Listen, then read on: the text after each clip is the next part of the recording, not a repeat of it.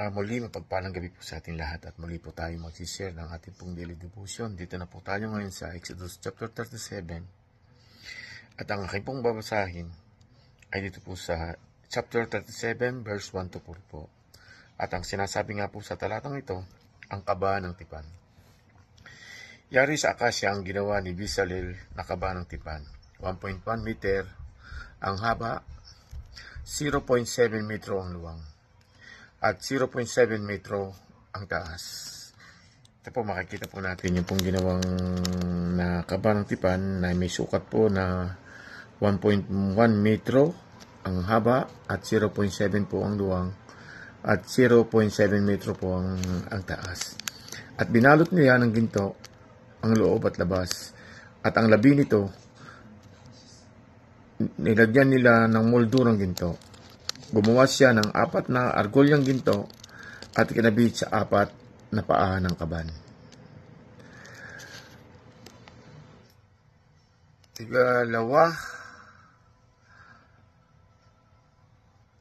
Tigalawan sa magkabila. Gumawa rin siya ng kahoy na pampasan na yari sa akasya at binalutan din niya ito ng ginto. Purihin po ang Panginoon sa pagkabasa po ng kanyang banal na salita. Glory to God po and God bless po sa ating lahat. Bye. Magandang gabi po sa ating lahat. Ang akin pong issue ngayon ay sa Exodus chapter 37 verse 5 to 7, ang kaba ng tipan. Isinuot niya ang mga ito sa mga argolya sa magkabilang gilid upang maging pasanan nito. Ginawa rin niya ang luklukan ng ama na yari na purong ginto. Ang haba nito sa 1.1 metro at 0.7 metro naman ang luwang. Ang magkabilang dulo nito ay ginawa niya ng 2 kirubing yari sa purong ginto. Amen. Magandang umaga po sa inyo lahat. Ang isi-share ko po ngayon, Exodus chapter 37 verse 8 to 10. Tig-isa sa magkabilang dulo, ikinabit niya itong mabuti sa luklukan ng awa, kaya ito at ang mga kirubin ay naging isang peraso. Magkaharap ang mga kirubin at nakatungo sa luklukan ng awa, nakabuka at kanilang mga pakpak at nakalukob dito. Ang misa ng tinapay na handog sa Diyos. Gumawa rin ng misang akasya si Bezalel, 0.9 na metro ang haba nito, 0.5 metro ang lapad at 0.7 metro ang taas. Amen. Exodus chapter 36 verse 15 to 18. Ang haba ng bawal tabing ay tatlong pung siku at 4 na siku ang luwag ng bawal tabing 11 tabing ay makakaisa ng sukat at kaniyang pinapagsupong ang 5 tabing at ang 6 na tabing niya'y pukod at sinya'y gumawa ng 50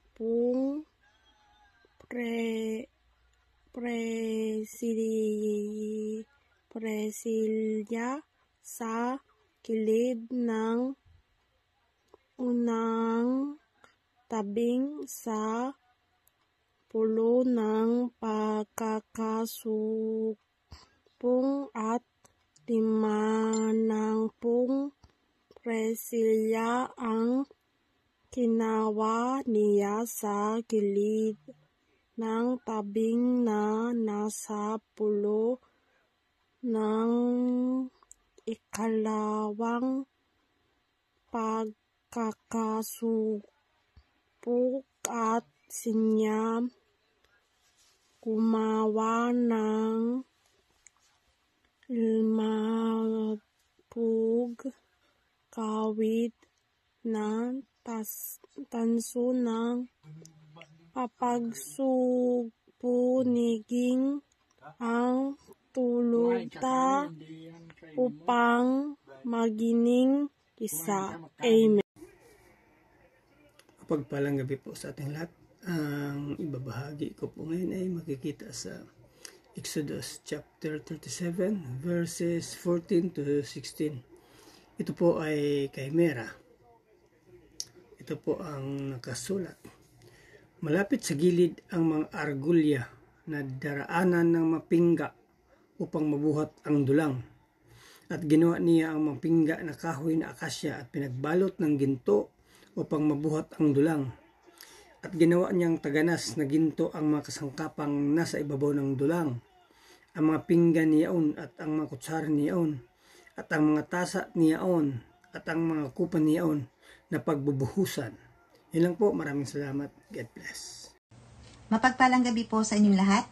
Ang ibabahagi ko pong verse sa gabing ito ay sa Exodus chapter 37 verses 17 to 19 na sinasabi, Then he made the lampstand of pure gold. He made the lampstand of hammered work, its base and its shaft, its cups, its bulbs, and its flowers were of one piece with it. 18. There were 6 branches going out of its sides, 3 branches of the lampstand from the one side of it, and 3 branches of the lampstand from the other side of it. 19. 3 cups shaped like almond blossoms, a bulb and a flower in one branch, and 3 cups shaped like almond blossoms, a bulb and a flower in the other branch, so for the 6 branches going out of the lampstand. Amen. Purihin po natin ang ating Panginoon. Magandang gabi po. And God bless everyone. Ngayon babasahin ko po, Exodus chapter 37, verse 20 to 22. At sa kanderero'y may 4 na kopang yung bulaklak ng almendro.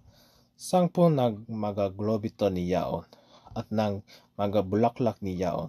At may 1 globito sa ilalim ng 2 sa magasanga na kaputor ni yaon. At 1 globito sa ilalim ng kabilang 2 sa magasanga na kaputor ni yaon. At 1 globito sa ilalim ng 2 sanga na kaputor ni yaon. Sapagkat ang 6 na sanga ay lumalabas doon. Ang magaglobito at ang magasanga ay kaputor na kandelero, ang kabo ay 1 lamang putor na yari sa pamukpok. Taganas na ginto. Amen. Magandang gabi po sa ating lahat. Ang ibabahagi ko po ngayon ay makikita sa Exodus chapter 37 verses 23 to 25. Ito po ang nakasulat. At kanyang ginawa ang mga ilawan niyaong 7 at ang mga pangipit niyaon at mga pinggan niyaon na taganas na ginto. Na 1 talento na taganas na ginto ginawa niya at ang lahat ng makasangkapan niyaon. At kanyang ginawa ang dambanang suuban na kahoy na akasya. 1 siko ang haba niyaon at 1 siko ang luwang niyaon. Parisukat at 2 siko ang taas niyaon. Ang mga anyong sungay niyaon ay kaputol din. Yun lang po. Maraming salamat. God bless. Magandang pagpapalang umaga pa sa atin lahat.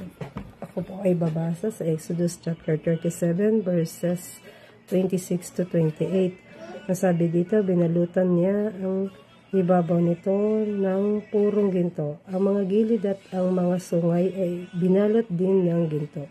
Gumawa siya ng 2 argolyang ginto at ikinabit sa magkabilang gilid sa ibaba para pagsuotan ng pampasan. Gumawa rin siya ng pampasan na yari sa punong akasya at ito'y binalot din ng ginto.